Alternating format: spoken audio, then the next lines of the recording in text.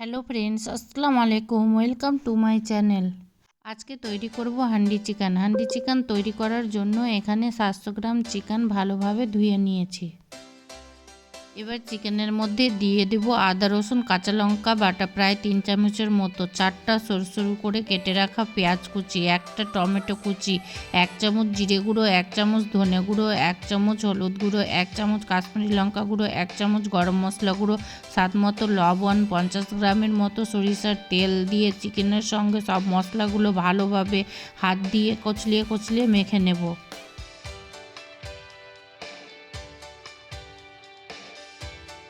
চিকেনটা মাখিয়ে নেওয়ার পর 10 মিনিট রেস্টে রেখে দেবো। আর হাঁডিটার মধ্যে চারপাশে তেল মাখিয়ে রাখা চিকেনগুলো দিয়ে দেব।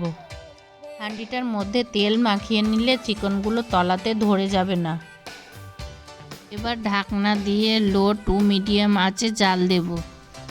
মাঝে মধ্যে ঢাকনাটা খুলে আলতো হাতে চামচ দিয়ে নেড়ে দিতে হবে।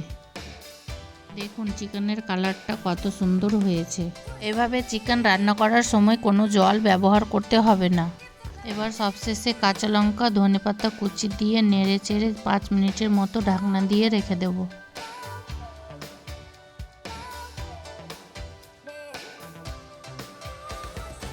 দেখুন চিকেনটা দেখতে কত লোভনীয় লাগছে। এবার গ্যাস বন্ধ করে ঢাকনা দিয়ে 5 মিনিট রেখে দেব। দেখুন বন্ধুরা চিকেনের কালারটা কত সুন্দর হয়েছে।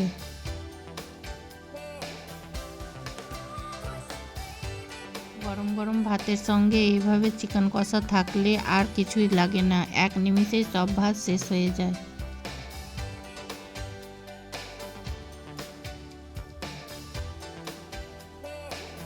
খেতে দারুণ হয়েছিল। একবার হলেও এভাবে চিকেন রান্না করে দেখবেন। আমার রেসিপিটি ভালো লাগলে আমার চ্যানেলটি সাবস্ক্রাইব করে লাইক কমেন্ট শেয়ার করে দিবেন।